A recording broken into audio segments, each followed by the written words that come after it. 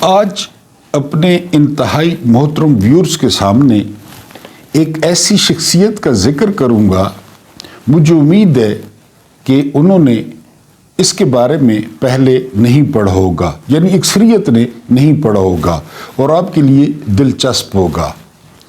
وہ شخصیت ایسی تھی کہ جب انہوں نے اسلام نہیں لایا تھا تو انہوں نے اسلام کی بہترین شخصیت کو شہید کیا تھا اور بڑی برے طریقے سے شہید کیا تھا۔ لیکن جب وہ شخصیت اسلام لے آئی تو اس نے اسلام کے بدترین دشمن کو جہنم واصل کیا تھا۔ اس کی تفصیل کچھ یوں ہے۔ آپ نے بڑا مشہور و معروف نام سنا ہوگا، مسیلمہ کذاب۔ مسلمہ کذاب بھی پڑھتے ہیں، مسیلمہ کذاب بھی پڑھتے ہیں، ظاہر ہے عرب کے نام ہیں۔ جب رسالت مآب صلی اللہ علیہ وآلہ وسلم دنیا سے تشریف لے جاتے ہیں تو بہت سارے لوگوں کو خواہش اٹھتی ہے کہ وہ اس مقام پر فائز ہو جائیں۔ یہ شخص دنیا میں اتنا مشہور ہوا جھوٹا کہ اس کے نام کے ساتھ کذاب لگ گیا۔ اس کا نام مسیلمہ تھا اور یہ بہت بڑا آدمی تھا، بڑے قبیلے کا بندہ تھا۔ اور یہ بھی آپ کو بتا دوں کہ رسالت مآب صلی اللہ علیہ وآلہ وسلم نے اس کی طرف اپنا قاصد روانہ کیا تھا۔ قاصد کا نام تھا حبیب بن زید رضی اللہ تعالی عنہ، اور انہوں نے مسلمہ کو دعوت دی تھی۔ لیکن مسلمہ نے ایسی کرخت آواز میں سوال کیے تھے اور آپ کی ذات پر انہوں نے باتیں کی تھی کہ حبیب بن زید غصے میں آ گئے اور انہوں نے فرمایا کہ میں بہرا نہیں ہوں، انسانوں کی طرح بولو، چلاؤ نہیں۔ اس بات پر حبیب بن زید رضی اللہ تعالی عنہ کو پہلے قید کیا گیا اور پھر تشدد کر کے شہید کر دیا گیا۔ پھر اس شخص نے نبی ہونے کا دعویٰ کر دیا۔ اس کے خلاف 12 ہجری 634 عیسوی میں حضرت ابو بکر صدیق رضی اللہ تعالی عنہ نے اکرمہ بن ابو جہل رضی اللہ تعالی عنہ کی قیادت میں لشکر بھیجا، لیکن مسلمہ کذاب 4200 سرفروش اکٹھے کر چکا تھا جو اس پر ایمان لے آئے تھے۔ اکرمہ بن ابی جہل کو یہ سختی سے ہدایت کی کہ جب تک شرجیل بن حسنہ تمہیں جوائن نہ کریں اس وقت تک مسلمہ پر حملہ نہیں کرنا۔ لیکن اکرمہ بن ابی جہل جوان تھے رضی اللہ تعالی عنہ، انہوں نے آتے ہی حملہ کر دیا اور اس کا نتیجہ یہ نکلا کہ اکرمہ بن ابو جہل رضی اللہ تعالی عنہ کو شکست ہو گئی۔ شرجیل بن حسنہ جو راستے میں تھے انہوں نے ساری رپورٹ خلیفہ کو بھیجی اور انتظار کرنے لگے۔ پھر حضرت ابو بکر صدیق رضی اللہ تعالی عنہ نے حضرت خالد بن ولید رضی اللہ تعالی عنہ کو فوراً یمامہ پہنچنے کا حکم دیا جو اس وقت عراق میں تھے۔ اندھا کیا مانگے دو آنکھیں، حضرت خالد بن ولید آندھی کی طرح یمامہ پہنچے۔ یمامہ مدینہ سے تقریباً 1000 کلومیٹر کے فاصلے پہ تھا۔ مسلمہ کذاب کے ذہن میں تھا کہ خالد بن ولید آئیں گے، چائے شائے پئیں گے، ریسٹ کریں گے، لیکن وہ ولید کے بیٹے کو نہیں جانتے تھے۔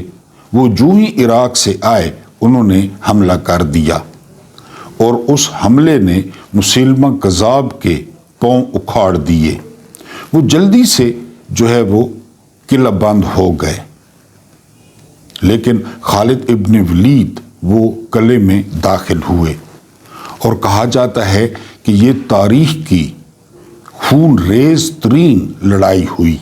یعنی آپ اندازہ کریں کہ 1200 اصحاب وہ اس جنگ میں شہید ہو گئے ختم نبوت کے صدقے۔ اور خاص بات یہ تھی کہ ان 1200 میں سے 900 صحابہ حافظ قرآن تھے، حفاظ تھے۔ لیکن مسیلمہ کذاب کے ساتھ کیا ہوا؟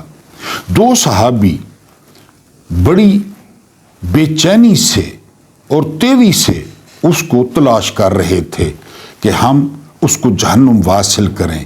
پہلے نمبر پہ حضرت ابو دجانہ رضی اللہ تعالی عنہ اور دوسرے حضرت عبداللہ بن زید رضی اللہ تعالی عنہ یہ تلاش کر رہے تھے کہ اچانک ایک نیزہ آتا ہے اور وہ نیزہ ناف سے گزرتا ہوا پیچھے کمر سے نکل جاتا ہے، اور یہ نیزہ مارنے والا کوئی اور نہیں، وحشی بن حرب تھا۔ کون وحشی بن حرب؟ جی بالکل آپ درست پہنچے، جس نے احد میں حضرت حمزہ بن عبد المطلب رضی اللہ تعالی عنہ اللہ کے شیر کو شہید کیا تھا، اور بعد میں ان کی لاش کی بے حرمتی کی گئی۔ جب ابو دجانہ رضی اللہ تعالی عنہ اور حضرت عبداللہ بن زید وہاں پہ پہنچے تو مسیلمہ بن کذاب سانس لے رہا تھا، تو جو آخری ضرب لگائی وہ حضرت عبداللہ بن زید نے لگائی اور سینہ چیر دیا اس گستاخ کا، اس لعنتی کا، جس سے وہ جہنم واصل ہوا۔ اور یہاں پہ وحشی بن حرب نے اونچی آواز میں کہا، تاریخی فقرہ، کہ جب میں نے اسلام قبول نہیں کیا تھا تو میں نے اسلام کی بہترین شخصیت کو شہید کیا، یعنی حضرت حمزہ، اور جب میں نے اسلام قبول کر لیا تو اسلام کے بدترین دشمن مسیلمہ بن کذاب کو جہنم واصل کیا۔ یہ اعزاز ان کے حصے میں آیا۔ جب فتح مکہ ہوئی نا تو رسالت مآب صلی اللہ علیہ وآلہ وسلم نے سب کو معاف کر دیا تھا، اس میں وحشی بن حرب بھی تھے، لیکن آپ نے شرط یہ لگائی تھی کہ میرے سامنے نہیں آنا، آپ کو دیکھ کر مجھے میرے چچا، میرے دوست، میرے ہمراز حضرت حمزہ یاد آ جاتے ہیں۔ ڈاکٹر اسرار احمد کہتے ہیں کہ اگر حضرت حمزہ سروائیو کر جاتے تو اس میں کوئی شک نہیں ہے کہ پہلے خلیفہ راشد وہ حضرت حمزہ بن عبد المطلب ہوتے۔ یہ ڈاکٹر اسرار صاحب کی رائے ہے اور وہ خود کہتے ہیں کہ یہ میری ذاتی رائے ہے۔ بسم اللہ الرحمن الرحیم۔ میرا نام محمود نیادی ہے۔ السلام علیکم ورحمۃ اللہ وبرکاتہ۔ آپ لوگ جانتے ہوں گے اچھی طرح کہ آج 19 نومبر 2025 ہے اور جو دن ہے وہ بدھ کا، لیکن آپ کو خبروں سے پہلے یہ بتاتے چلوں کہ رات کو عمران خان کی بہنوں کے ساتھ جو کچھ ہوا ہے تو یقین کریں کہ دل بہت اداس ہے، دل پہ بڑا بوجھ ہے اور طبیعت بھاری بھاری سی ہے، کیونکہ ہم سب کی جو ہے نا وہ بہنیں ہیں، ہم سب کی مائیں ہیں، وہ تو ہماری ماؤں کے برابر ہیں، 70 سال سے جو ہے وہ زیادہ ہیں۔ پھر ہمارے مشرقی معاشرے میں جو ہے وہ بہنیں جو ہے نا وہ کیا ہوتی ہیں، بہنیں کس طرح جو ہے نا وہ بھائیوں کی جو ہے نا وہ عزت ہوتی ہیں، یہ آپ اچھی طرح جانتے ہیں۔ حیرانگی اس بات کی ہے کہ اس وقت پاکستان کا جو چیف جسٹس ہے وہ ایک پٹھان ہے، افریدی ہے، اور پٹھانوں کے بارے میں آپ جانتے ہیں، ویسے تو الحمدللہ ہم سارے ماؤں بہنوں بیٹیوں کی عزت کرنے والے ہیں، لیکن پٹھان جتنی بہنوں کی ماؤں کی عزت کرتے ہیں، ان کا مان رکھتے ہیں، وہ سب سے زیادہ ہے۔ پاکستان کا چیف جسٹس وہ افریدی ہے، لیکن وہ اپنے اسپین والے امپورٹڈ کمبل میں پتہ نہیں اکیلا یا کسی کے ساتھ وہ خواب خرگوش کے ساتھ مزے لیتا رہا اور اڈیالہ میں جو کچھ ہوتا رہا۔ بہرحال یہ تفصیل آپ کے سامنے رکھتا ہوں۔ اس سے پہلے درخواست یہ ہے کہ اگر آپ لوگوں نے پہلی دفعہ ہمارے تھمبنیل کو کلک کیا ہے تو ہمارے ساتھ رہیں، ہمیں چھوڑ کر نہ جائیں اور ہمارے چینل کو سبسکرائب کر لیں۔ انشاءاللہ یہاں پہ آپ کو مکس اور اچھا سٹف ملے گا۔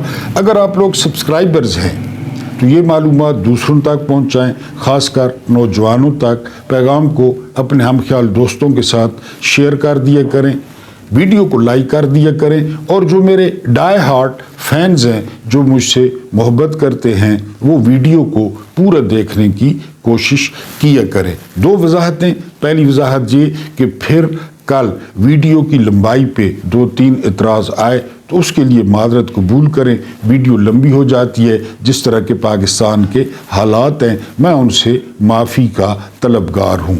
دوسری ہلکی پھلکی وضاحت وہ یہ کہ ایک محترم ویور نے لکھا کہ آپ نے کم ہون جونگ کی جو شمالی کوریا کے صدر ہیں ان کی نقل کی ہے، تو میں تو اپنے منہ سے بتا چکا ہوں کہ اگر کوئی میری سیاسی فیوریٹ پرسنالٹی ہے عمران خان کے بعد تو وہ کم ہون جونگ جو شمالی کوریا کے صدر ہیں وہ ہیں، اور چین کے جو صدر ہیں شی لن پنگ وہ میرے پسندیدہ جو ہے نا وہ شخص ہیں۔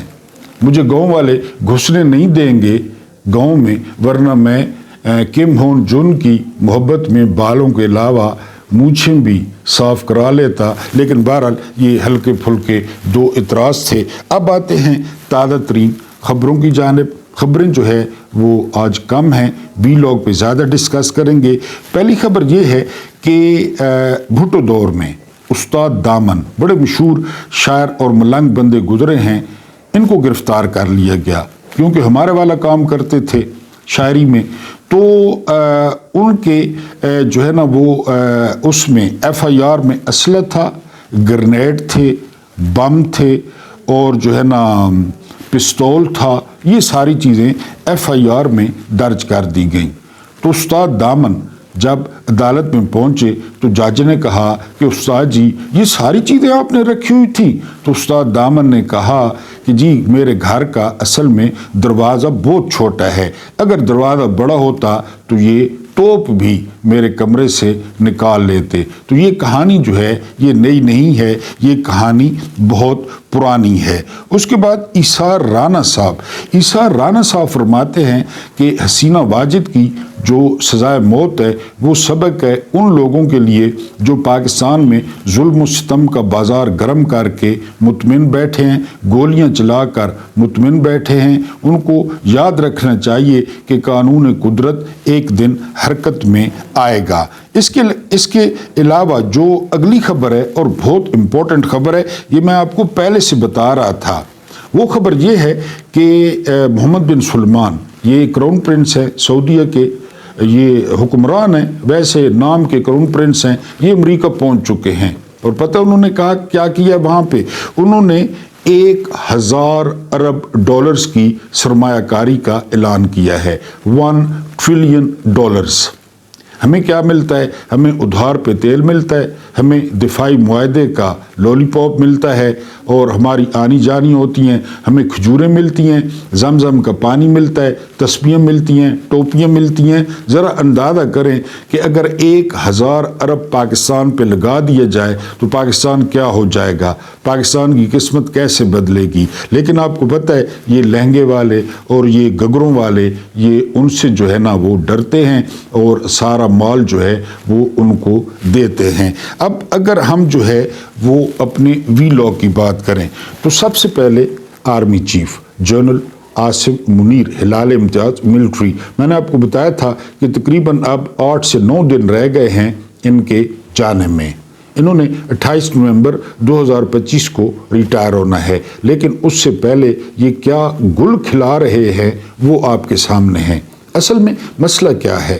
مسئلہ یہ ہے کہ وہ مکمل طور پہ ہندا نامی ایک عورت ہے، اسلام سے پہلے یہ نواز شریف کی کڑی ہے اور یہ گڑیا ہے، وہ بالکل گڑیا کے ماتحت ہو چکے ہیں۔ گڑیا کے ماتحت کیوں ہو چکے ہیں؟ کیونکہ ان کی فرمائشیں ہیں وہ پوری کرنی ہیں۔ اب جنرل صاحب کس حد تک چلے گئے ہیں؟ کیونکہ chief of defence forces, naval chief یعنی نیوی کا سربراہ، ایئر فورس کا سربراہ، اس کے علاوہ جو ہے نا وہ ایٹمی ہتھیاروں کا سربراہ وہ انہوں نے بننا ہے۔ وہ انہوں نے تقریباً بننا ہے 28 نومبر یا اس سے تھوڑا سا پہلے، وہ ساری شرطیں انہوں نے پوری کرنی ہیں۔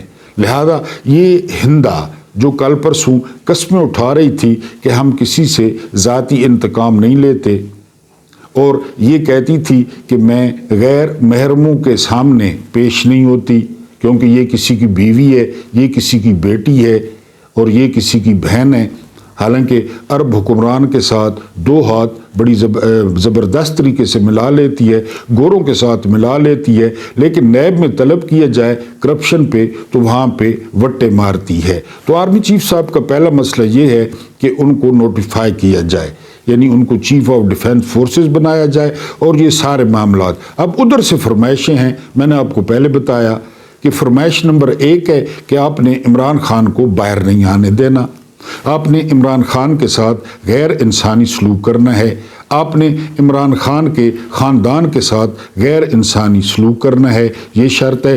دوسری شرط ہے کہ جنرل فیض حمید کو جو ہے وہ سزا دینی ہے، ان کا کورٹ مارشل کرنا ہے اور ان کو بھی لمبے عرصے کے لیے اندر رکھنا ہے، یہ فرمائشیں ہیں۔ تیسری فرمائش یہ ہے کہ اس نظام کو قائم اور دائم رکھنا ہے، اس نظام کو گرم ہوا نہیں لگنے دینی۔ اس نظام کو قائم کرنے کے لیے یا رکھنے کے لیے کیا کیا گیا؟ وہ یہ کیا گیا کہ عدلیہ برباد کر دی گئی، یعنی منہ سے کہہ چکے ہیں خواجہ آصف کہ اگر سید منصور علی شاہ آ جاتے تو الیکشن کا آڈٹ کرتے، اور الیکشن کا آڈٹ کرتے تو نون لیگ کی 17 سیٹیں جو ہے نا وہ نکلتی۔ لہٰذا آرمی چیف صاحب جو ہے وہ ان کی جو آرمی چیف ہے وہ اس وقت ہندا بن چکی ہے، اس وقت گڑیا بن چکی ہے، اور اس خاتون کو یا اس عورت کو آپ اچھی طرح جانتے ہیں کہ یہ کلیجہ چبانے والی خاتون ہے، یہ انتقام لینے والی خاتون ہے۔ اور میں نے آپ کو بتایا تھا کہ جو عورت اپنے اکلوتے بیٹے کا 2 مہینے گھر نہیں چلنے دیتی، 2 مہینے 2 یا 3 مہینے اس کے اکلوتے بیٹے کا گھر چلتا ہے اور پھر ٹوٹ جاتا ہے، پھر بعد میں خبریں چلوائی جاتی ہیں کہ شریف خاندان میں جو ہے وہ رشتہ ہو رہا ہے، اس رشتے سے بھی انکار ہو جاتا ہے، یعنی ان کی اپنی جو حالت ہے وہ یہ ہے۔ بہرحال اس وقت جو آرمی چیف ہیں وہ مکمل طور پر ہندا المعروف گڑیا کے احکامات پر جو ہے وہ عمل کر رہے ہیں، اور اس کا اظہار صابر شاکر صاحب نے بھی کر دیا ہے کہ بالکل ایسا ہی ہو رہا ہے۔ پھر معذرت خواہ ہوں، بجلی جو ہے وہ چلی گئی ہے۔ اس کے علاوہ کل ایک اور تاریخی واقعہ پیش آیا ہے، اور وہ تاریخی واقعہ یہ تھا کہ پہلی دفعہ پاکستان نے جو ہے وہ چین کے خلاف جاتے ہوئے امریکہ کی جو قرارداد ہے اس کو ووٹ کر دیا ہے، یعنی اس کے حق میں ووٹ دے دیا ہے۔ اب وہ قرارداد کیا کہتی ہے؟ وہ قرارداد جو پہلے دن ٹرمپ کا منصوبہ تھا وہ قرارداد میں شامل تھا، اور ٹرمپ کہہ چکے ہیں کہ فیلڈ مارشل اور شہباز شریف پہلے دن سے ہمارے ساتھ ہیں۔ اب اس میں جو افسوس والی بات ہے وہ یہ کہ حماس نے اس کی مخالفت کی ہے، لیکن ہم نے امریکہ کے حق میں ووٹ دیا ہے۔ چین اور روس نے اس قرارداد میں یا اس کی ووٹنگ میں حصہ نہیں لیا، انہوں نے ویٹو بھی نہیں کیا اور ووٹنگ میں حصہ بھی نہیں لیا، ہم چین کے خلاف چلے گئے۔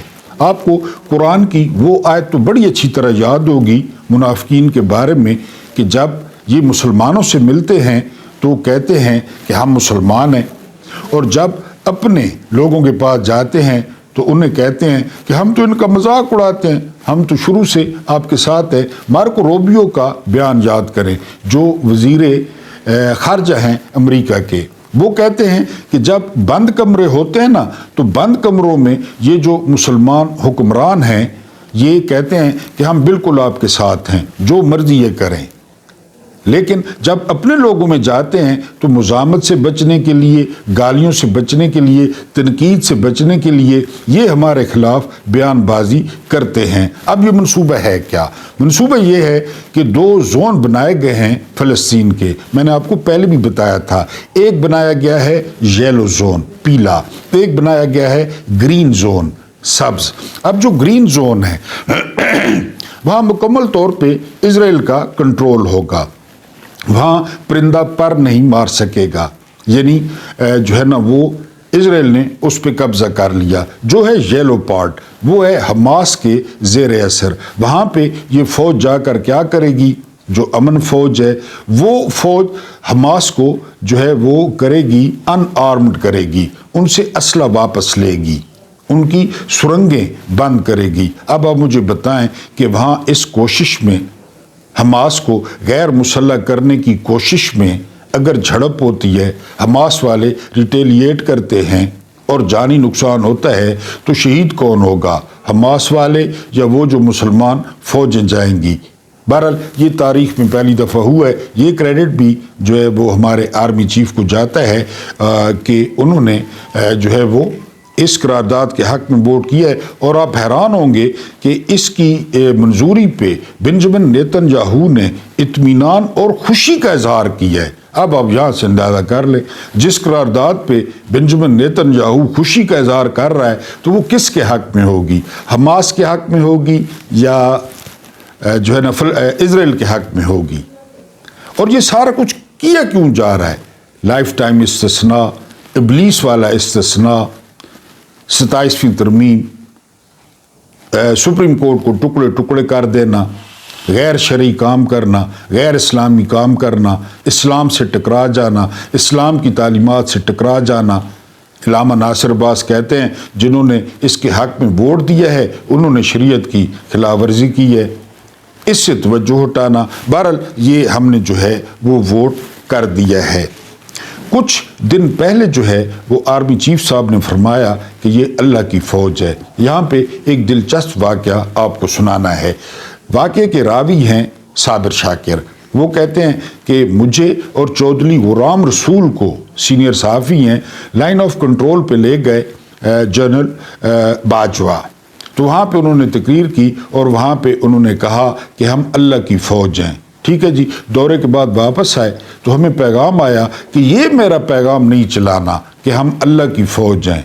ये साबिर शाकिर गवाह हैं, क्योंकि बैनुल-अक़वामी जो है वो ये पैगाम जाएगा तो अच्छी बात नहीं है कि हम अल्लाह की फ़ौज हैं।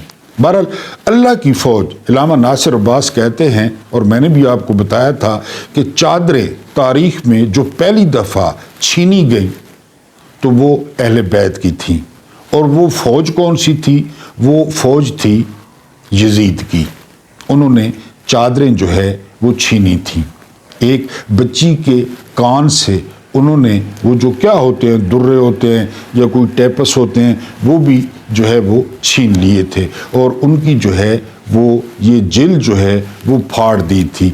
बाज़ारों में उन्हें घुमाया गया था, उनको रस्सियाँ बांधी गई थी। ये तारीख़ है, कोई इख्तलाफ नहीं कर सकता जो जितने भी दलाइल दे। और ये भी हकीकत है कि शिमर ज़िल जोशन जिसने इमाम हुसैन अलैहिस्सलाम को शहीद किया था वो भी हाफ़िज़ कुरान था। ये भी बहुत सारी जगहों से जो है वो तस्दीक हो गई है। इमरान खान की बहनों के साथ रात को क्या किया जाता है, जहाँ पे वो बैठी होती हैं वहाँ पे ठंडे पानी का छिड़काव किया जाता है। फिर क्या किया जाता है, इमरान खान की बहन है नौरीन न्यादी, उनको बालों से पकड़ के घसीटा जाता है, उनका हाथ ज़ख्मी होता है, उनका पैर ज़ख्मी होता है।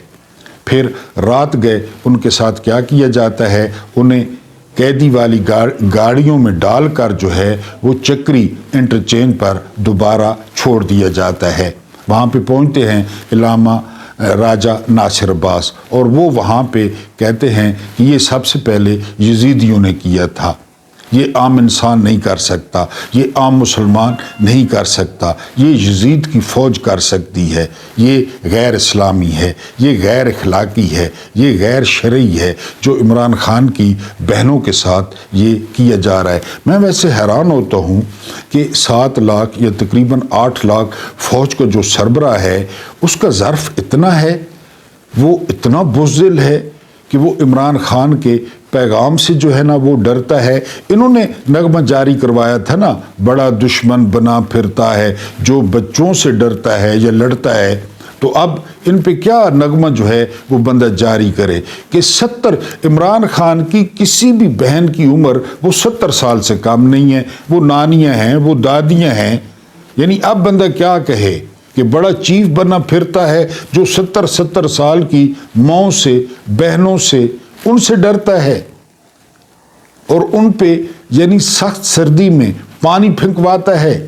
اور ایک اور ان کو نیا طریقہ آیا ہے اسرائیل والا، یعنی آپ اندازہ کریں تمام سٹریٹ لائٹس بند کروا دی جاتی ہیں، مکمل اندھیرا، کیونکہ آپ کو پتہ ہے اندھیرے میں پتہ نہیں چلتا، حالانکہ چشمدید گواہ بتا رہے ہیں کہ وہاں سے جو گاڑیاں گزری ان کی ہیڈ لائٹس بند کروائی گئیں، ہیڈ لائٹس۔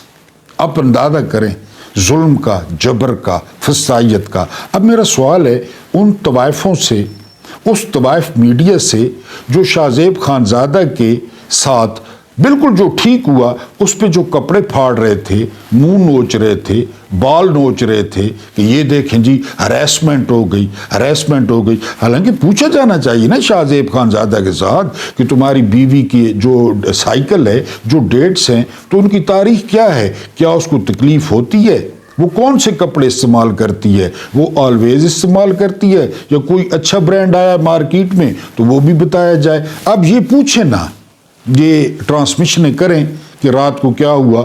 یار سابق وزیر اعظم پاکستان کا سب سے بڑا لیڈر، پاکستان کے سب سے زیادہ ووٹ لینے والا، اور لعنت ہے پی ٹی آئی کی قیادت پر اگر وہ اس پر رد عمل نہیں دیتی، جو رات کو اپنی رضائیوں میں پڑے تھے۔ کس کی باہوں میں کون تھا یہ تو اللہ جانتا ہے، لیکن جو کمبلوں میں پڑے تھے، جس کی جوتیوں کے صدقے یہ ایم این اے بنے، وہ شیر افضل مروت بے غیرت جس نے 76 ووٹ لیے تھے پہلے، اس نے 1 لاکھ سے زیادہ ووٹ لیے۔ وہ منیر کا جو ہے نا بیرسٹر گوہر، وہ بھی پٹھان ہے اور زبردست علاقے کا پٹھان ہے۔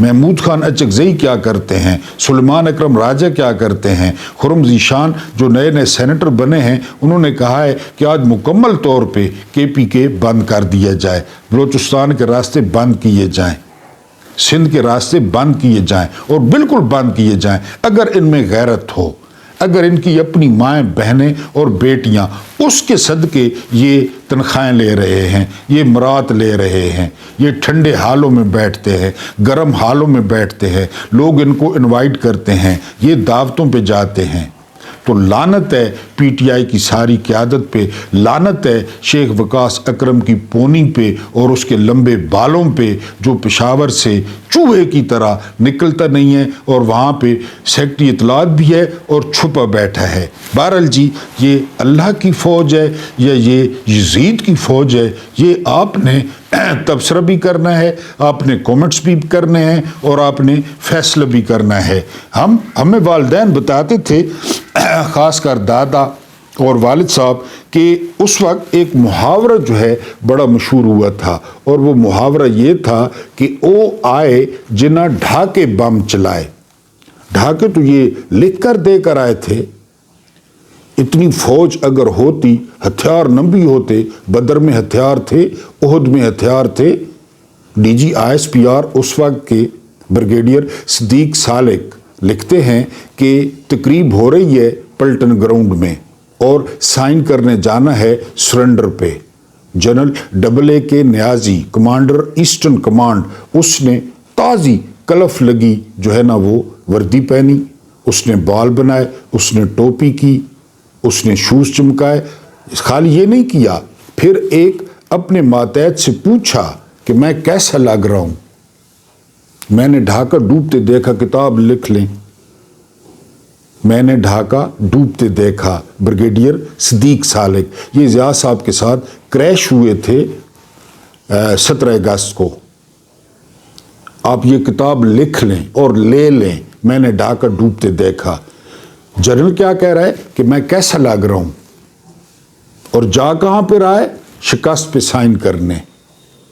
او آئے جنہ ڈھاکے بم چلائے۔ کہانیاں سناتی تھی عوامی لیگ، جو رات کو جو کچھ ہوا رات کو، تو اس کا مطلب ہے کہ وہ تو کہانیاں درست تھی، انہوں نے بنگالیوں کے ساتھ ایسا کیا۔ اور اسی کتاب میں لکھا ہوا ہے کہ جنرل نیازی اتنا خیال نہیں کرتے تھے، سٹاف کار میں داشتاؤں کو ملنے جاتے تھے، سٹاف کار میں خادم حسین راجہ، انہوں نے بھی کتاب لکھی ہے میجر جنرل۔ یہ جب وہاں سے آنے لگے اور جنرل نیادی پہنچے تو ان کو بریفنگ دی اور فائلیں دی، بات پہ غور کرنا ہے۔ جنرل راجہ لکھتے ہیں کہ جب میں روانہ ہونے لگا تو مجھے جنرل نیادی نے کہا کہ فائلیں تو دے دی ہیں، بریفنگ دے دی ہے، اپنی داشتاؤں کے نمبر اور پتے بھی بتا دو کہاں کہاں رکھی ہوئی ہیں، یہ اللہ کی فوج ہے۔ جی وہ آئے جنہیں ڈھاکے بم چلائے، علیمہ خان پہ شیر۔ کل جس طرح نورین نیادی کو گھسیٹا گیا نا، اس خاتون کے ہاتھ کانپ رہے تھے، پیر کانپ رہے تھے۔ وہ آئے جنہیں ڈھاکے بم چلائے۔ اس کو ذرا ٹرینڈ بنا دیں اگر ڈر نہیں لگتا، یہی ڈھاکہ میں تھے۔ یہی ذرا ایک منٹ کے لیے تصور کریں کہ انہوں نے فاطمہ جناح کے ساتھ کیا کیا ہوگا۔ سوشل میڈیا بھی نہیں تھا، کتیوں کے گلے میں لالٹین تو لٹکائے گئے کیونکہ لالٹین نشان تھا فاطمہ جناح کا۔ کتیوں کے گلے میں کس نے لٹکائے؟ نون لیگ، غلام دستگیر خان، خرم دستگیر کا باپ ابھی بھی زندہ ہے میرا خیال ہے، اس نے لٹکائے تھے لالٹین کتیوں کے گلے میں۔ انہوں نے کہا تھا کہ فاطمہ جناح کے اپنے بھائی کے ساتھ تعلقات ہیں ناجائز، انہوں نے کہا تھا۔ انہوں نے کیا کیا ہوگا اس بڑھیا کے ساتھ؟ تو پھر علیمہ خان، نورین نیازی، ڈاکٹر عظمیٰ یہ فاطمہ جناح کے رستے پہ ہیں۔